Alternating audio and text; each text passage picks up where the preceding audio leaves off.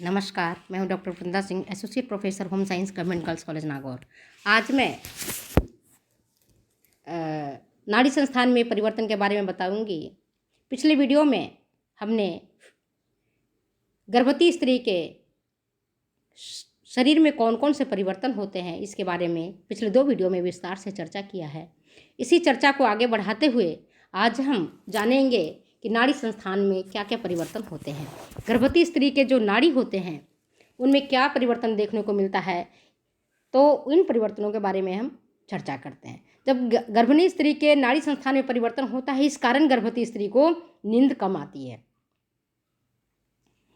और स्वभाव में चिड़चिड़ापन आ जाता है, सुस्ती और आलस आ जाती है और बहुत जल्दी उसको थकान हो जाता है। वह जल्दी थक करके विश्राम करना चाहती है।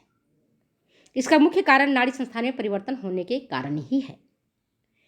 किसी विशेष वस्तु को खाने के प्रति चाह हो जाती है और किसी वस्तु से उसे विशेष घृणा हो जाती है, यहाँ तक कि वह उस वस्तु के पकते समय की सुगंध को भी सहन नहीं कर पाती है। कई स्त्रियों को गर्भकाल के दौरान दाल नहीं सुहाता है, किसी को चावल की दुर्गंध आती है, किसी को दूध नहीं अच्छा लगता है, किसी को दही से उबकाई आती है। तो ये सारे जो परिवर्तन आप देख रहे हैं वो नाड़ी संस्थान में परिवर्तन होने के कारण होता है, नर्वस सिस्टम में चेंजेस होने के कारण होता है। मानसिक तनाव, भय, चिंता, सिरदर्द, व्यग्रता, ये सारे जो गर्भावस्था में देखने को मिलते हैं, इसका भी मुख्य कारण चेंजेज इन नर्वस सिस्टम के कारण ही होता है।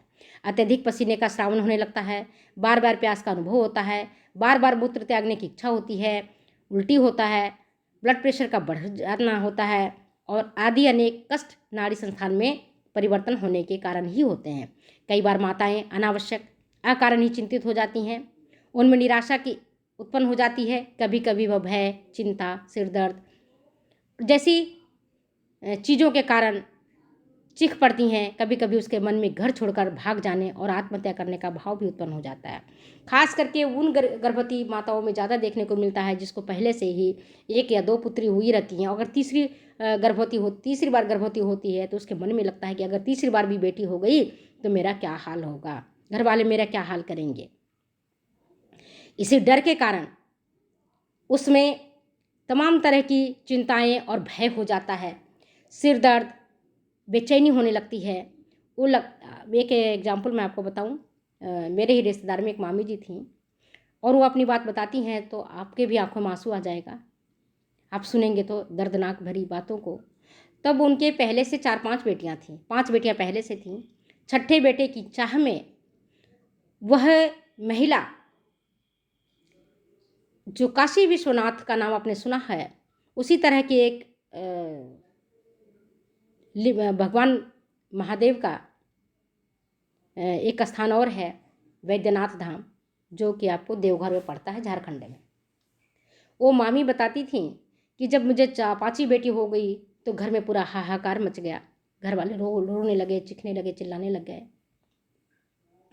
और ये कहने लगे कि अब इससे तो बेटियां ही होंगी, क्यों नहीं अपने बेटे की दूसरी शादी कर दी जाए।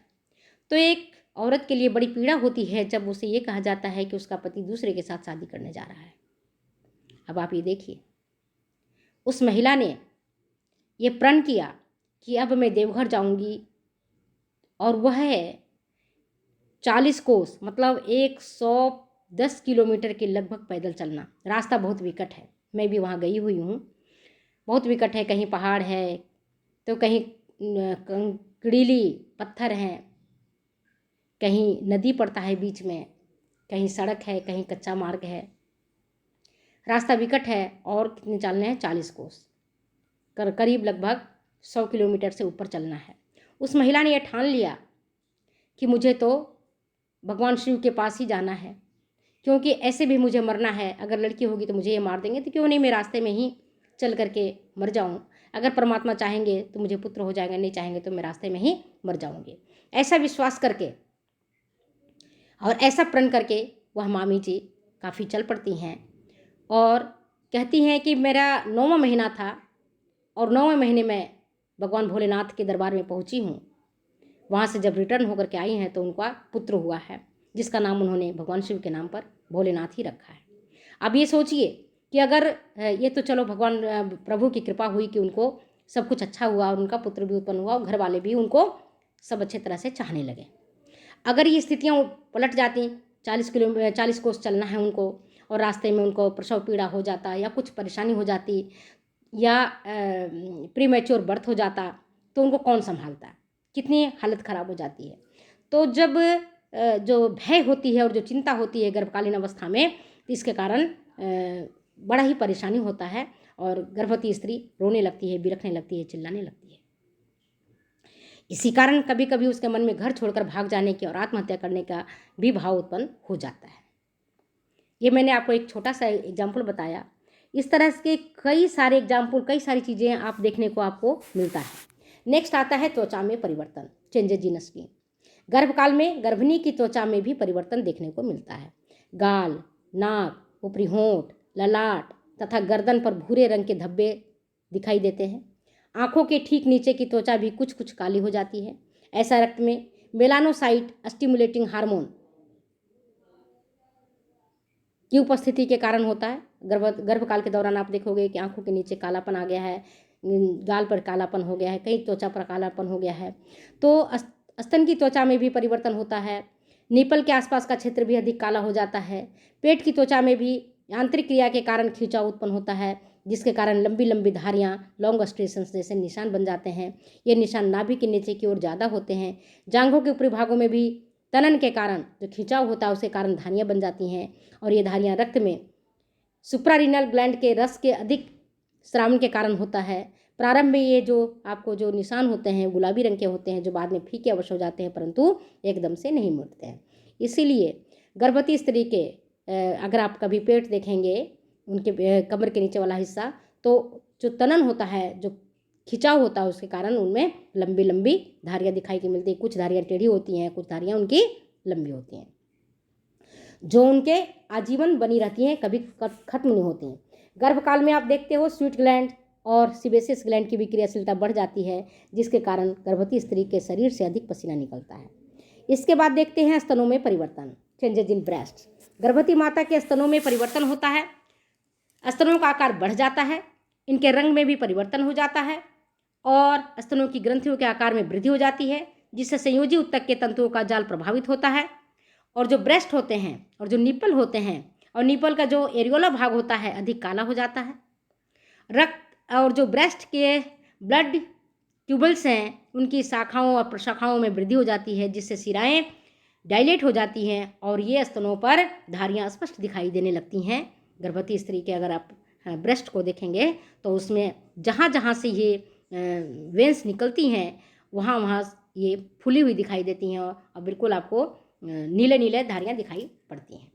इसके बाद देखते हैं उदर प्रदेश और श्रोणी जोड़ों में परिवर्तन, changes in abdominal region and pelvic joints. गर्भावस्था में उदर प्रदेश की दीवारों में भी परिवर्तन देखने को मिलता है, जिसके कारण इनकी पेशियों में वृद्धि हो जाती है। उदर की पेशियों में वृद्धि के साथ ही यह गर्भाशय की वृद्धि एवं विकास हेतु स्थान भी बनाती जाती हैं। उदर प्रदेश में वृद्धि के कारण वहाँ की त्वचा में खिंचाव उत्पन्न होता है, जिससे वहाँ की त्वचा लचीली होकर फट जाती हैं। इस कारण पेट पर लंबी लंबी धारियाँ, लॉन्गिट्यूडनल स्ट्रेशंस बन जाती हैं। प्रारंभ में निशान गहरे होते हैं, जो समय के साथ फीके पड़ते जाते हैं। गर्भकाल में श्रोणी जोड़े के लिगामेंट्स में भी परिवर्तन हो जाते हैं, जिसके कारण वे नरम हो जाते हैं, कोमल हो जाते हैं। इसके बाद आप देखोगे पेशियों और कंकाल तंत्र में परिवर्तन। प्रेग्नेंट मदर के मसल्स और स्केलेटल सिस्टम में भी चेंजेस देखने को मिलता है। ऐच्छिक पेशियों का पेशीय टोन कम हो जाता है, जिसके कारण श्वसन क्रिया प्रभावित होती है। कभी कभी कंधे की मेखला गर्दन के नीचे की ओर उतर जाती है, जिसके कारण गर्भवती स्त्री को शारीरिक संतुलन बनाए रखने में भी कठिनाई होती है। उसकी पीठ एवं कमर की पेशियों में भी खिंचाव होता है, जिसके कारण कमर एवं पीठ में दर्द हो जाता है। आमाशय की पेशियां भी ढीली होकर नरम हो जाती हैं, इस कारण आमाशयिक रस का स्रावन भी कम होने लगता है। गर्भाशय का बढ़ता भार मलाशय एवं मूत्राशय की पेशियों पर पड़ता है, जिससे वे दुब जाती हैं और कॉन्स्टिपेशन एवं बार बार मूत्र त्यागने मिक्चुरेशन हेतु जाना पड़ता है। मलाशय की पेशियों पर दबाव पड़ता है, जिससे गुदा द्वार की शिराएं फूल जाती हैं, जिसके कारण कभी कभी गर्भवती को बवासीर पाइल्स भी हो जाती है। गुदा द्वार की शिराओं के अधिक फूल जाने से मल विसर्जन करते समय अधिक कठिनाई होती है, क्योंकि इस दौरान ये दबाव फटने से पड़ने से फट जाती हैं। परिणामतः मल विसर्जन करते समय उनमें से रक्त निकलने लगता है। इसके बाद देखते हैं योनि मार्ग, ग्रीवा एवं गर्भाशय में परिवर्तन, changes in vagina, service and uterus. गर्भावस्था में हार्मोन्स का प्रभाव प्रजनन अंगों पर बहुत अधिक पड़ता है। एस्ट्रोजन हार्मोन के कारण योनि मार्ग, वेजाइना की श्लैष्मिक झिल्ली, जो जिसको हम म्यूकस मेम्ब्रेन कहते हैं, अधिक मोटी हो जाती हैं और योनि मार्ग की त्वचा के रंग में परिवर्तन हो जाता है, वह नीली हो जाती हैं। योनि मार्ग की सिराएं भी फूलकर मोटी हो जाती हैं। ग्रीवा के आकार में भी परिवर्तन हो जाता है, इसका रंग भी हल्का नीला हो जाता है। इसकी पेशियां भी लचीली होकर ढीली हो जाती हैं, इसमें सूजन आ जाता है और सर्विक्स में ब्लड कैपिलरीज का जाल बढ़ जाता है। एस्ट्रोजन हार्मोन की उपस्थिति के कारण ही ग्रीवा की संयोजक तंतुएं, कनेक्टिव टिश्यूज अधिक आर्द्रताग्राही, हाइग्रोस्कोपिक हो जाती हैं। परिणामतः प्रसव के समय जो ग्रीवा का प्रसारण है सरलता से हो जाता है। गर्भाशय के आकार में परिवर्तन भी मुख्यतः हार्मोन के अत्यधिक स्रावन के कारण ही होता है। पूर्व स्थिति की अपेक्षा गर्भावस्था में गर्भाशय की लंबाई में 12 से 15 गुना तक वृद्धि हो जाती है। गर्भाशय का भार 50 ग्राम से 950 ग्राम तक बढ़ जाता है।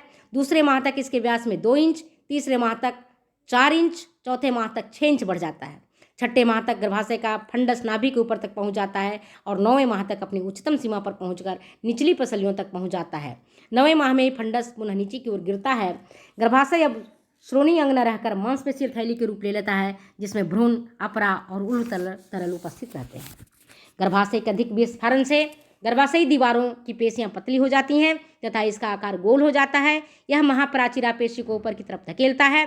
गर्भिणी जब सीधे खड़ी होती है तब गर्भाशय का बढ़ता भार निम्न महाशिरा पर दबाव डालता है, जिससे रक्त परिसंचरण में व्यवधान आता है।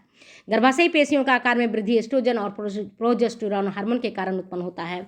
इस तरह से हम देखते हैं कि गर्भिणी स्त्री के शारीरिक कौन कौन से परिवर्तन होते हैं, जिसको मैंने अभी आपको डिटेल से बताया है। नेक्स्ट वीडियो में हम मिलते हैं आगामी गर्भवती माता का किस प्रकार का आहार नियोजन करना चाहिए, इस पर हम चर्चा करेंगे। तब तक के लिए मुझे जाने की इजाज़त दीजिए। थैंक यू, नमस्कार, फिर मिलेंगे।